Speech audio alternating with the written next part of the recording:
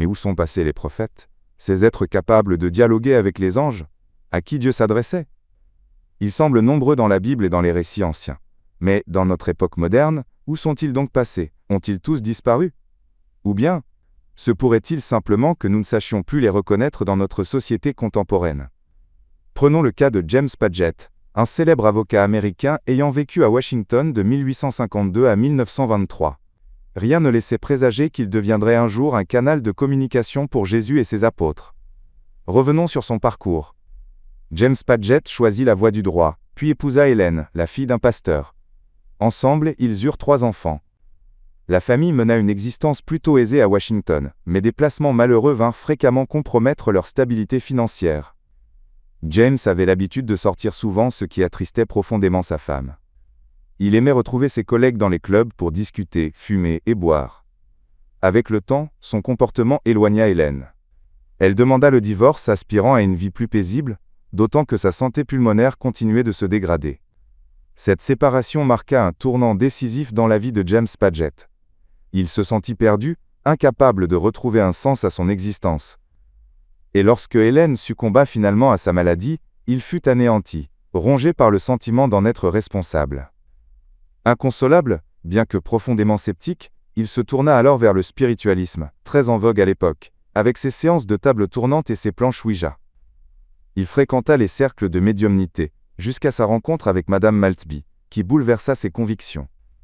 Bien qu'elle n'ait jamais connu Hélène, elle la décrivit avec une exactitude troublante, avant de transmettre un message venu d'elle. James fut profondément ému.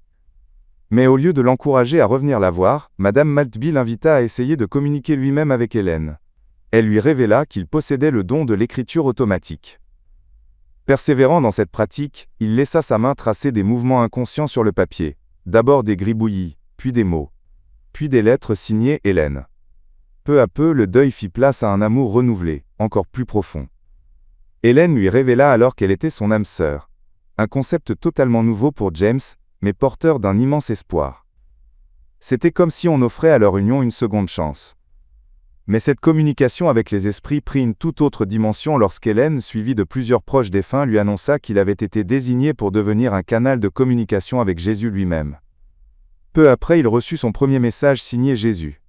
Profondément troublé par l'énormité de la situation, James Padgett douta de tout.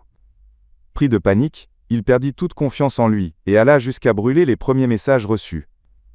Mais avec le soutien indéfectible d'Hélène, il accepta finalement cette mission, bien qu'elle remette en question toutes ses convictions religieuses. Il choisit néanmoins de ne publier aucun message de son vivant, par crainte de nuire à sa carrière et à sa réputation.